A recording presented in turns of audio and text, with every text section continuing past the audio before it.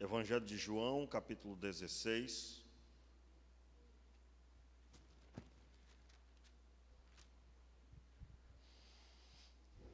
A partir do versículo 14. Amém?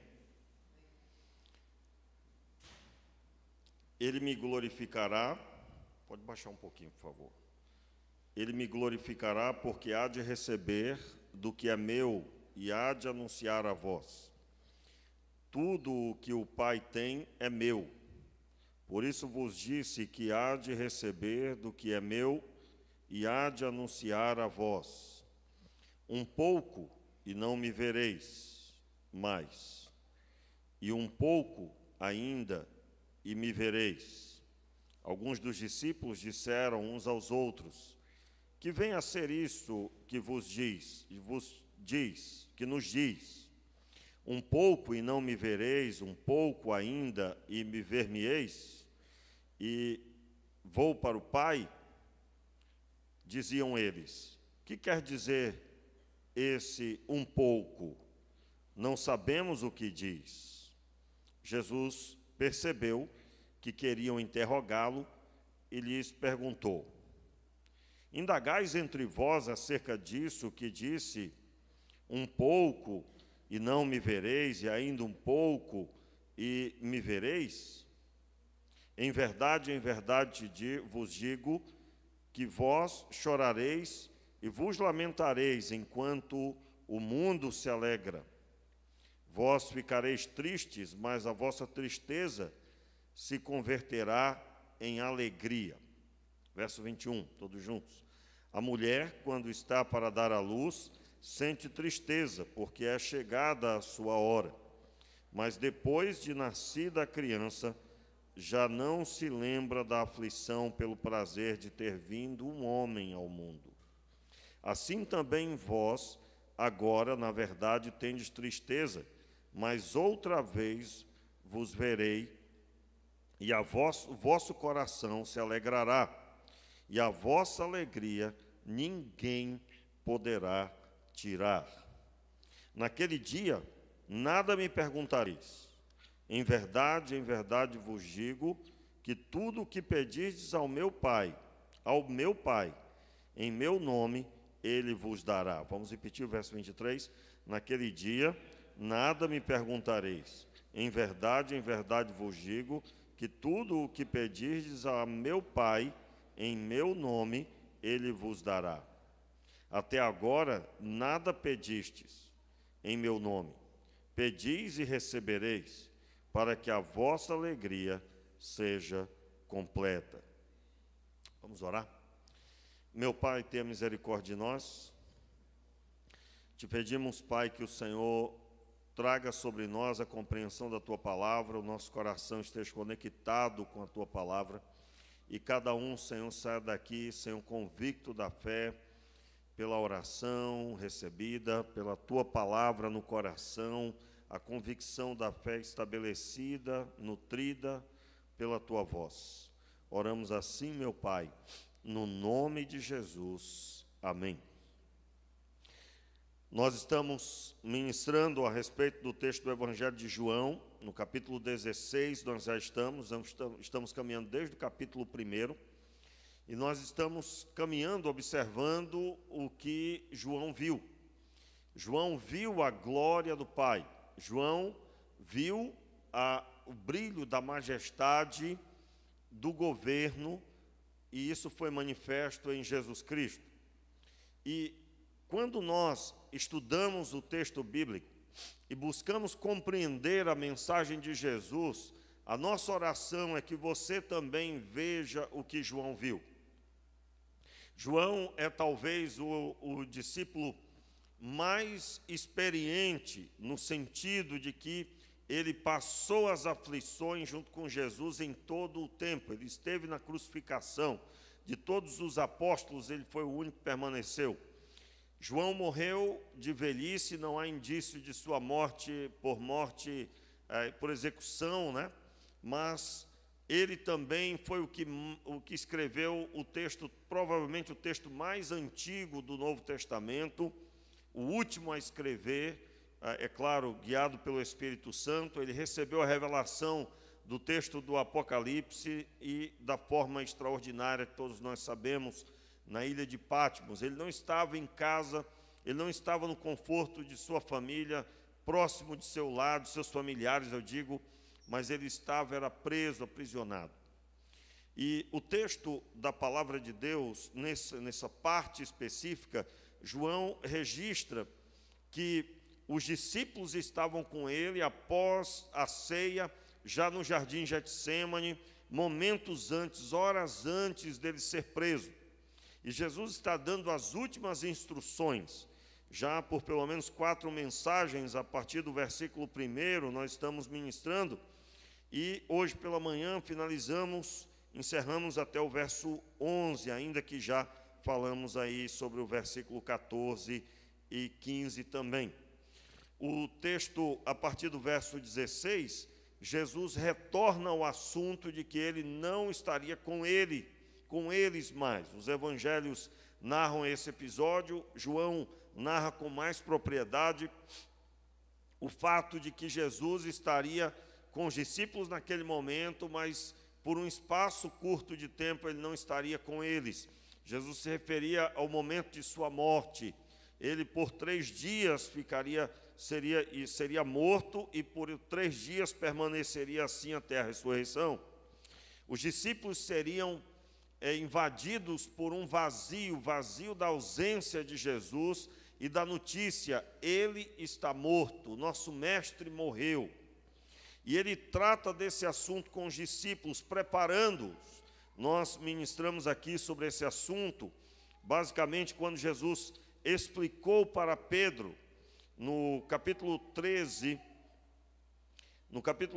quando, a partir do verso 36, Jesus trata de orientar Pedro que ele passaria uma situação complicada. O texto diz aí no versículo 36 do capítulo 13, perguntou-lhe Simão Pedro: Senhor, para onde vais? Respondeu Jesus: para onde eu vou, não podeis ir, não podeis seguir-me agora, mais tarde, porém, me seguirás. Jesus estava se referindo a esse momento também, em que ninguém poderia ir. É claro, ele se referia também ao fato de que só ele poderia salvar. E é nesse momento em que Pedro ouve que ele negaria Jesus por 3 vezes.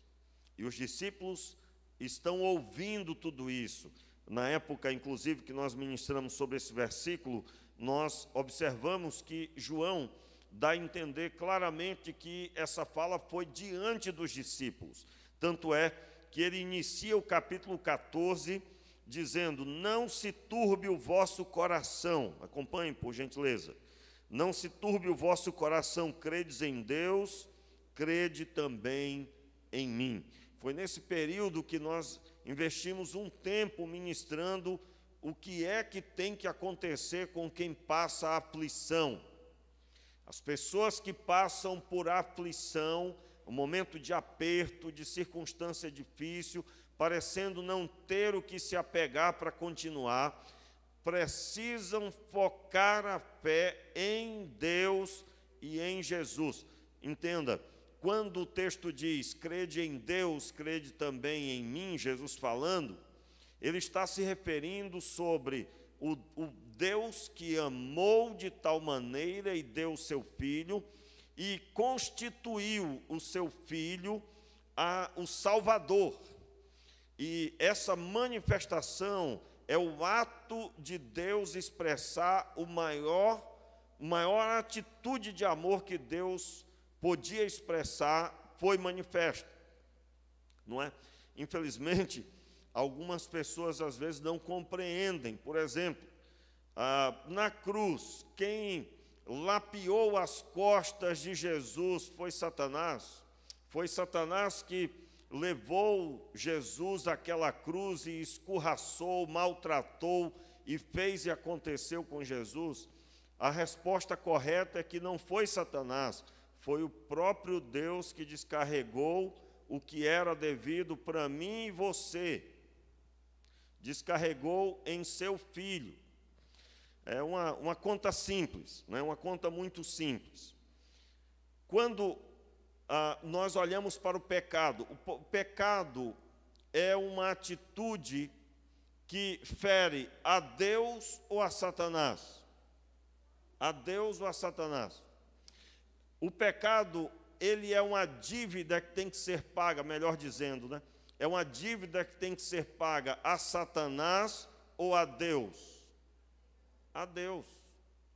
Mas você sabia que essa impressão de parece que é uma dívida que tem que ser paga a Satanás, né? Quando Adão pecou, ele ficou devendo a Satanás, mas o Satanás não criou nada, não criou nada. Quem criou o homem e tudo que existe foi Deus, e quem se rebelou contra o plano de Deus, criou uma dívida, e essa dívida não podia ser paga, nem por mim, nem por você, pecador. E Deus, entenda, Deus idealizou um plano, onde Ele que criou eu e você, que criou Adão, criou Eva, criou todos os homens, Ele vai trazer salvação sobre estes que quiseram se afastar dEle. E o único jeito dele trazer essa salvação é fazendo o que Ele fez. Ele manifestou o braço de socorro aos homens, fazendo com que o seu filho se tornasse homem. E na forma de homem, ele vem para assumir a minha e a sua dívida, que só poderia ser paga com a nossa morte. Nós, pelos atos de pecado, merecíamos a morte. A morte. Que é isso, pastor? O senhor não me conhece? Eu não mereço. Hein?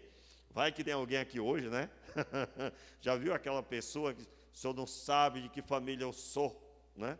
Minha família, eu já sou a 10ª geração de crentes.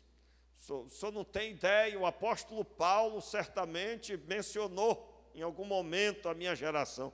Ou seja, meu irmão, você é mais pecador do que todo mundo aqui, se você está nessa, porque pelo menos o outro do lado está reconhecendo, e você não, né? Todos nós estávamos na mesma condição de pecado, não tem gente boa, mais gente boa do que o outro, todo mundo estava no mesmo nível. E Deus, no mesmo nível, amou todas as pessoas. Então, entenda, Deus envia o Filho dele para descarregar no Filho dele toda a dívida minha e sua. Por isso que ele sofreu o que sofreu, por isso ele foi maltratado, aquelas bofetadas, os açoites, a cruz, os pregos, todas as coisas que estavam ali, era para mim e para você. E o Filho assumiu pelo Pai, o Pai envia o Filho, e o Filho assume a ira de Deus por causa do pecado. E tendo ele não cometeu pecado algum, a morte que é para os pecadores não poderia permanecer nele. Então Deus o ressuscita dos mortos, e o ressuscita legitimamente. E aí, como sempre procuro identificar, eu acredito que você já percebeu, todo culto o pastor procura falar do plano de salvação. Meu irmão, vou falar todos os cultos de alguma forma, ainda que muito rápido. Por quê? Porque a ênfase não é o que recebemos de bens materiais, de coisas, de benefícios, de família abençoada, Deus tem abençoado o seu casamento. Isso tudo é secundário. Em primeiro lugar está a salvação, a presença de Deus, a nossa conexão com o Pai. E isso foi manifesto de forma tão amorosa por um Deus que assume a criação. Deus não abandonou a criação, irmãos. Deus assumiu a responsabilidade quando enviou o seu Filho. E Ele anunciou isso por tantas gerações, para que crescemos, pois a Bíblia toda aponta para o Messias. O Antigo Testamento todo aponta para o Salvador. E então, ele agora está para viver esse momento. Como eu estava dizendo, exatamente agora, retomando o capítulo 16, Uma pessoa, para obter a bênção de estar com Ele e estar pleno em sua presença, precisa ouvir as suas instruções. O título sobre o capítulo 16 é As Últimas Instruções aos Discípulos. E agora, ele está dizendo, vocês vão enfrentar aflição. É nesse final desse sermão, no capítulo 33, que está escrito, acompanhe. Disse-vos estas coisas para que em mim tenhais paz. No mundo tereis aflições, mas tende bom ânimo, eu venci o mundo. Eu pretendo abordar esse versículo na quarta-feira, quando Jesus diz aí, eu disse-vos estas coisas para que em mim tenhais paz. O que significa paz? Tradução da palavra paz no grego significa estar completo, estar completo. Então, você está completo com as palavras de orientação do Senhor, e que são palavras que ele recebeu do Pai para ministrar sobre a sua vida. Isso é até hoje porque você é discípulo. Entenda, se há alguém aqui hoje que não está com as palavras de Deus, que não tem noção de como passar a aflição. Como é que se passa a aflição, irmãos? Crendo em Deus, crendo em Jesus. E aí eu expliquei como assim, crendo no Pai e crendo no Filho. Como que uma pessoa aflita permanecerá aflita? Sabendo que ela serve a um Deus que assumiu a criação. Ele assume, ele não abandonou, ele ministrou que enviaria o Filho, enviou o Filho e o Filho venceu. E todo escrito de dívida foi cancelado em Jesus Cristo. Quando você se torna um discípulo, você está recebendo o benefício que ele conquistou. Ele venceu a morte, agora a morte não tem mais poder sobre a sua vida. Porque semelhante à morte dele, você também morreu, e nesse mesmo dia você nasceu de novo, seu nome foi escrito no livro da vida, você passou a ser cidadão do céu, está registrado no céu, e agora você, em novidade de vida, caminha olhando para Cristo e vivendo para a glória de Deus. Mas muitos, após o período da caminhada básica, né, de novos na fé, logo começam a lidar com situações e não entendem porque não tem mais aquele prazer, aquele ânimo. E isso está muito bem explicado.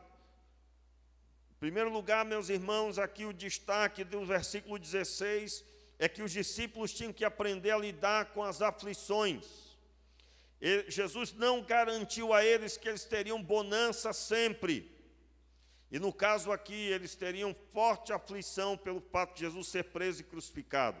Quero deixar claro que hoje você lê aí o texto, toda a história está já escrita, aconteceu já.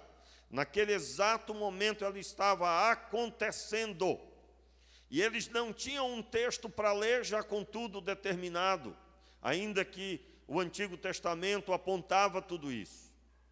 E eles então estão ainda sem entendimento do que havia de acontecer. E eles perguntam no verso 17, eles comentam entre si, pois não compreendem as palavras de Jesus. E então Jesus explica no verso 17, parte B, um pouco e não me vereis, um pouco e ainda e me vereis e eu vou para o Pai. E então eles continuam sem entendimento e Jesus começa a explicar e ele usa o exemplo de uma mulher que está para dar à luz e tem tristeza, mas logo em seguida essa tristeza é coberta pela alegria de ter trazido ao mundo um homem. O versículo 22 declara assim também, vós agora na verdade tendes tristeza, mas outra vez vos verei, e vosso coração se alegrará, e a vossa alegria ninguém poderá tirar. Ninguém, irmãos, e até hoje é assim, Jesus Cristo ressuscitou. Ele está vivo e está sentado à destra do Pai. Ninguém pode tirar isso das nossas vidas. Nem a morte, nem a vida, nem principado, nem potestade, nenhuma outra criatura pode nos separar do amor de Deus que está em Cristo Jesus. Ou seja, essa verdade maravilhosa que foi manifesta, o amor de Deus que foi manifesto na pessoa de Jesus Cristo, ninguém pode arrancar de nós. E aí, o texto bíblico então segue no verso 24, até agora nada pedis em meu nome, pedis e recebereis para que a vossa alegria seja completa. Veja bem, nós estamos aqui diante do... Precisamos entender, né?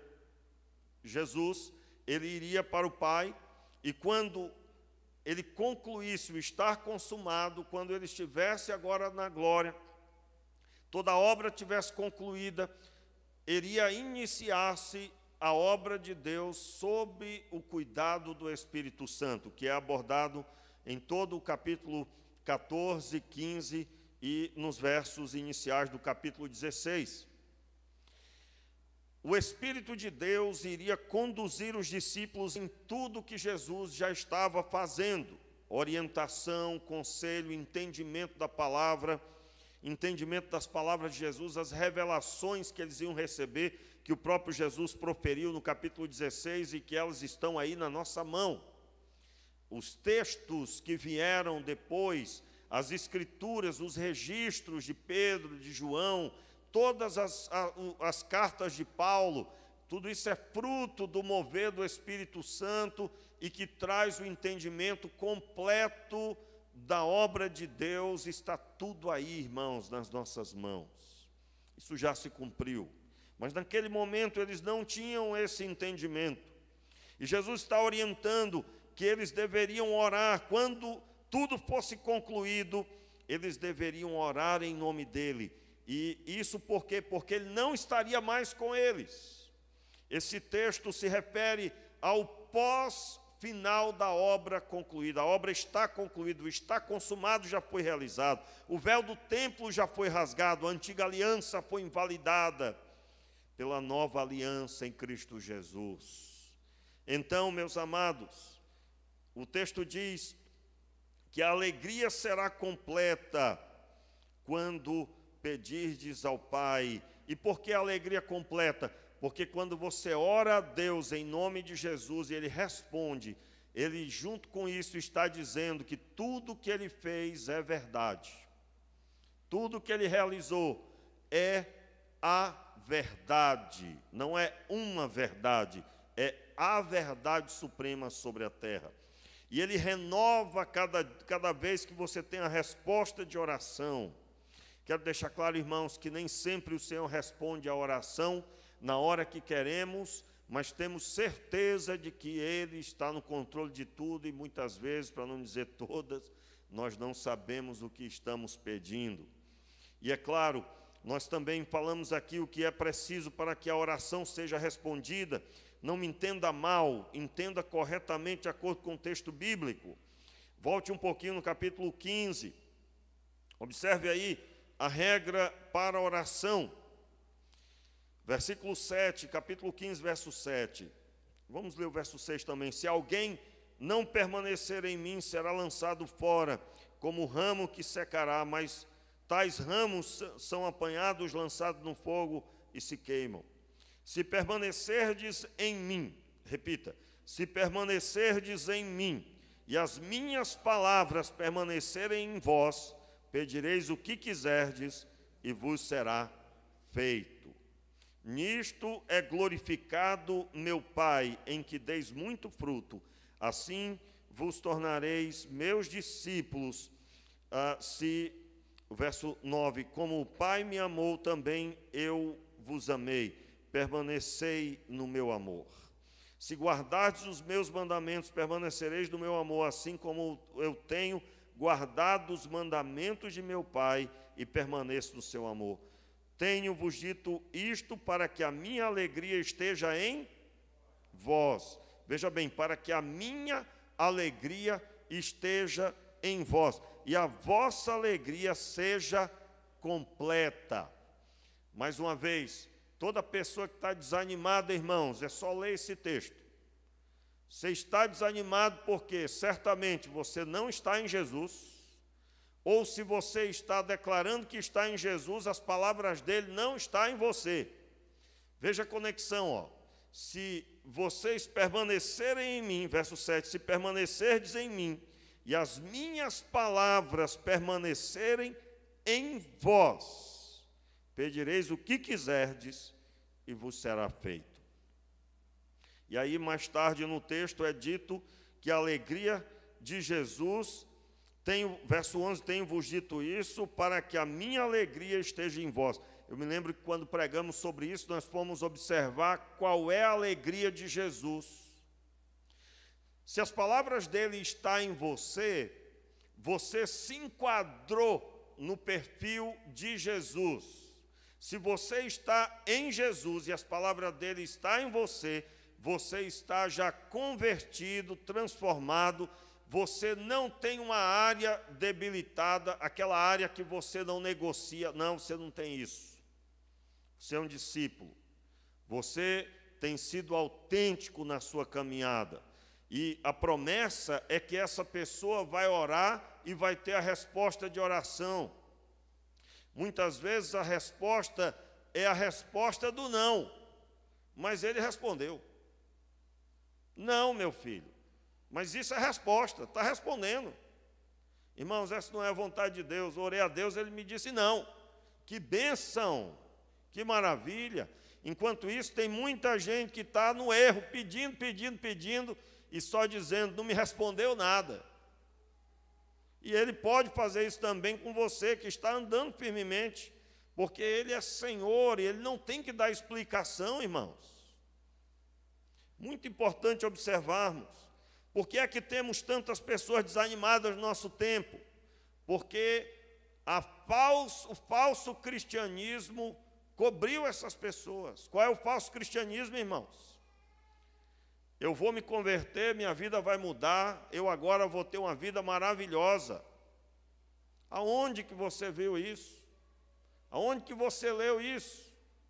E aí eu estou falando sobre a vida maravilhosa como se agora que eu sou crente, é como se tivesse uma cama melhor do que a que eu utilizava. Eu tenho agora à minha disposição um serviço de um buffet, né? Espiritual, e eu tenho ali uma rede me esperando na beira de uma praia, e agora é só bonança, é só alegria. Não é o cristianismo. O cristianismo, irmãos, é que eu fui arrancado das trevas e colocado na luz, e agora eu sou uma testemunha de Jesus. Eu agora fui chamado para pregar a sua palavra e viver pela fé, e a fé que eu vivo é a fé de Jesus. Isso é o cristianismo. E pastor, mas não tem brecha aí para um carrinho, não tem brecha aí para uma bênção tal, né? Uma bênção tal. Meu irmão, essas coisas são secundárias. A prioridade é a comunhão e a pregação do Evangelho. Lembra das duas principais coisas que o Senhor tem para fazer? A primeira delas, salvar você, salvou. E agora, qual é a outra? Salvar os outros. Salvar os outros. Todas as outras coisas, aí eu quero deixar claro, Deus vai restaurar o seu casamento, tenha certeza. Deus vai abençoar você na sua família, tenha certeza. Mas não podemos tirar o foco da realidade. Deus enviou Jesus para perdoar os pecadores. E essa deve ser a pregação da igreja. Não se negocia isso, irmãos. Não se negocia. E aqui nós estamos vendo o Senhor Jesus declarando aos discípulos que eles deveriam ter esse cuidado. Não é de qualquer jeito que ele vai trazer a resposta de oração. Entenda, estas palavras, se isoladas, podem trazer a impressão de que qualquer um pedindo em nome de Jesus recebe. Não, não. O Senhor Deus estabeleceu que aqueles que são discípulos e servirem como Jesus serviu, na semelhança dele, no modelo dele, São esses que terão sua resposta de oração. E pastor, mas eu estou com a minha vida só pela misericórdia e ontem Deus me respondeu. Meu irmão, preste bem atenção. Você não se confie na misericórdia, porque Deus tem misericórdia. Se não fosse ela, todos nós já estaríamos sido fulminados. Mas não se confie na misericórdia de Deus para viver de qualquer jeito, porque fomos chamados para andar como Ele andou, conforme está escrito. Então a palavra de Deus, ela declara muito firmemente que existe um padrão. O Senhor deseja responder às nossas orações para que a nossa alegria seja completa, mas isso não é sem responsabilidade. Não, não.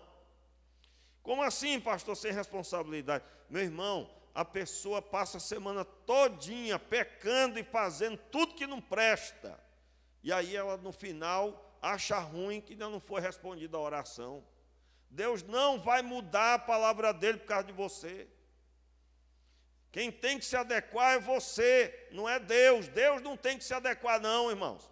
Vamos ajeitar aqui, vamos organizar as coisas. Pare de mimimi, pare de choradeira. E comece a se consertar diante de Deus. Comece a se enquadrar que você tem reclamado, mas que é por causa de você mesmo que tudo isso tem acontecido. Porque, meus irmãos, a vontade de Deus é boa, é perfeita, é agradável. Como é difícil pregar isso, irmãos, porque nós vivemos um tempo que falar a verdade dói, fica chateado e depois ainda não quer mais ainda. E eu digo a você que, conforme está escrito, que o pai que ama repreende o filho. Pois o que não ama, esse é que deixa de qualquer jeito, não ama. Quem ama, repreende. E o Senhor Deus nos corrige porque Ele ama. Eu não estou falando de eu aqui chamando sua atenção, porque não sou eu, é a Escritura Sagrada. A Escritura nos traz ao entendimento de que eu tenho que me enquadrar. Só, irmãos, que para poder andar desse jeito, não vai poder fazer tudo que quer. Vai ter que mudar a agenda, vai ter que romper com momentos de lazer que determinava que era imprescindível para ir orar. Vai ter que mudar, eu digo, o lazer, servir a Deus, sentir o seu poder, a sua presença é algo prazeroso como lazer. Pode acreditar nisso. Só que a ilusão da carne determina que você precisa de muito mais fazer a sua vontade do que a vontade de Deus. Eu quero chamar a sua atenção para que o Senhor Deus nos corrija. Então, naquele dia, pedireis o que em meu nome, e eu não vos digo, aliás, versículo 26, versículo 25 em diante eu vou ler no próximo culto, basicamente, mas eu quero dar ênfase aí. O versículo 24, até agora, nada pedis em meu nome, pedis e recebereis para que a vossa alegria seja completa. Eu quero chamar você à oração nesta hora. Fique de pé no seu lugar, vamos orar. E eu quero dar oportunidade para você se arrepender diante de Deus. Meu irmão, talvez você é essa pessoa que não compreende as palavras do Senhor, como os discípulos não estavam compreendendo. Talvez você não aceita a aflição que você tem passado, e alguns passam aflição porque Deus está trazendo maturidade. Os discípulos iam passar por aflição e ela seria transformada em alegria. Ou talvez você está em aflição por causa dos seus pecados. Meu irmão, se arrependa diante de Deus. Feche os seus olhos, faça uma oração agora.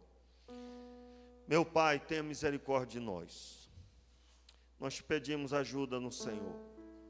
Ajuda-nos porque somos tão duros de coração, Senhor. Ah, Senhor, nós somos tão duros de coração. Nós temos tantos problemas. Portanto, eu te peço, Senhor, vem com teu bálsamo e cura, sara, liberta, quebra o que tem que ser quebrado, transforma as nossas vidas e traz sobre nós, Senhor, a maturidade espiritual. Nós oramos, Pai, pedindo assim no nome de Jesus. No nome de Jesus. Se você está aqui hoje à noite, o Senhor